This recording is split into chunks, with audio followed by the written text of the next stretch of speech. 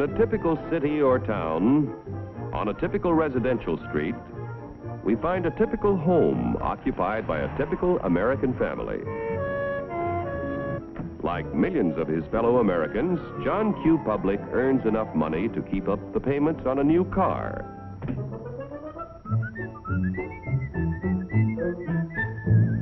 He takes great pride in owning a fine, new, long-term mortgaged home that was built to last a lifetime.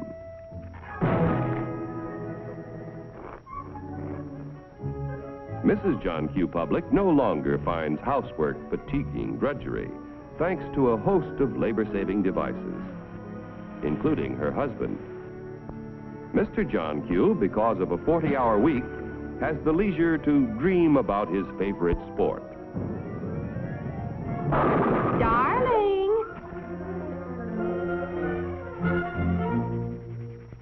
Oftentimes, in a secluded corner of his private den, John Q. reflects on some of the better things he has done with his life. Insurance to protect his family if he is called before his time.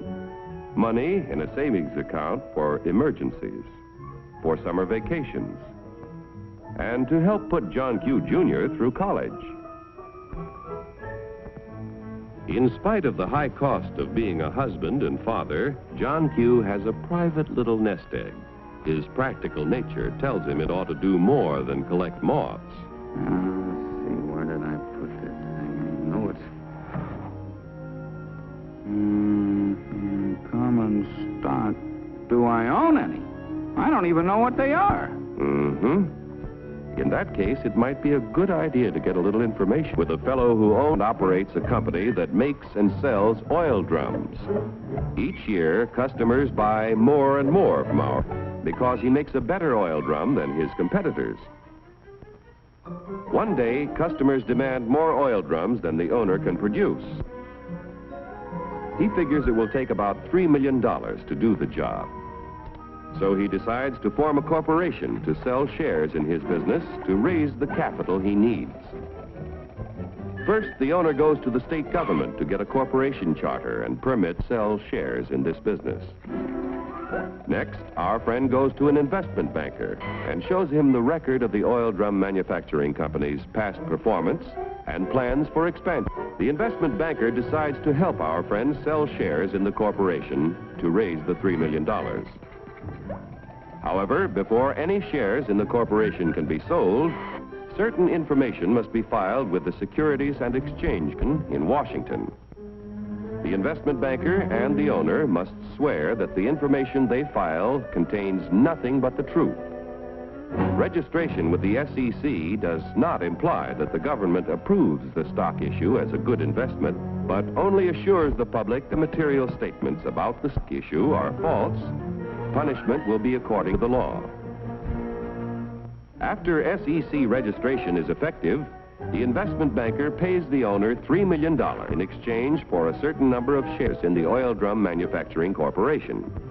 The investment banker sells shares of the common stock to people at a price of $3 million investment and shows a profit for his services in selling the stock.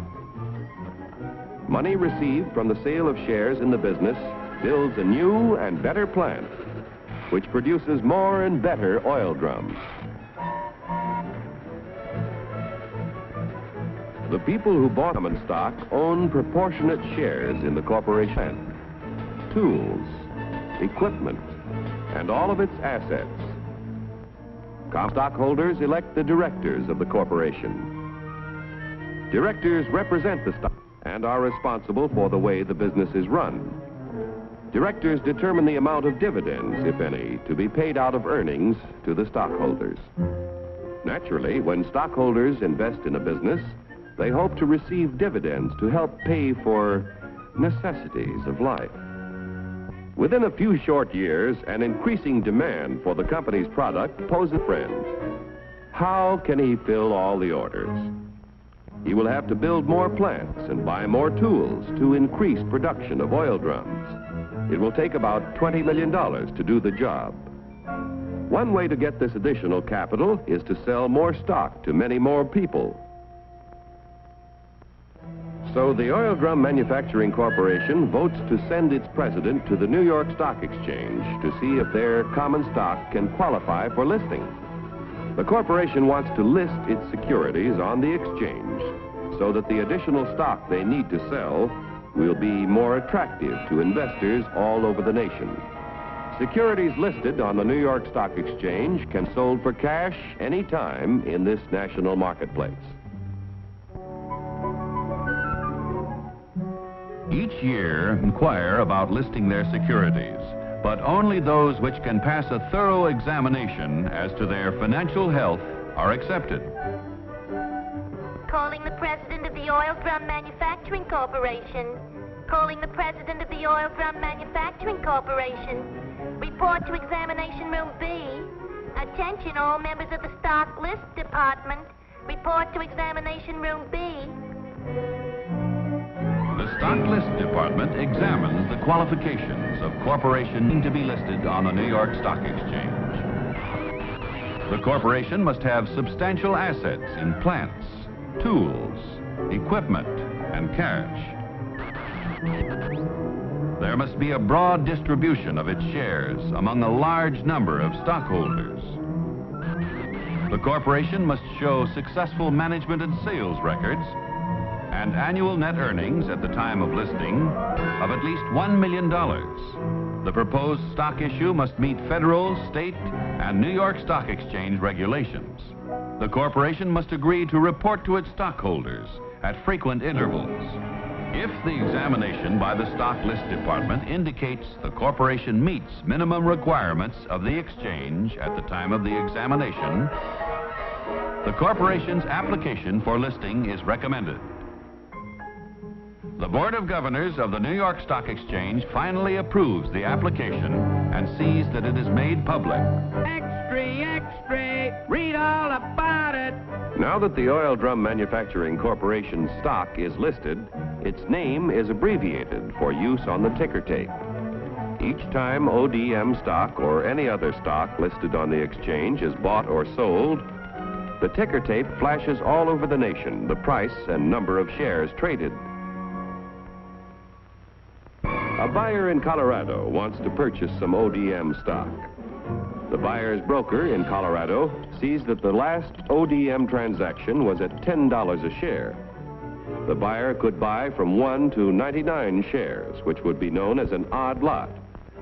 But a Colorado friend decides to invest in 100 shares, known as a round lot. The Colorado broker wires the order to his New York office. The buy order is telephoned to the floor of the New York Stock Exchange. It is given to the firm's floor partner, who becomes the representative of the buyer in Colorado. The floor partner goes to the post where ODM stock is traded. The representative of the buyer in Colorado bids $10 a share for 100 shares. But at the moment, there is no stock offered for sale at this price. In the meantime, however, in Maine, an ODM stockholder who needs cash decides to sell his 100 shares if he gets $10 a share. The Maine broker wires the sell order to his firm's representative on the floor of the New York Stock Exchange.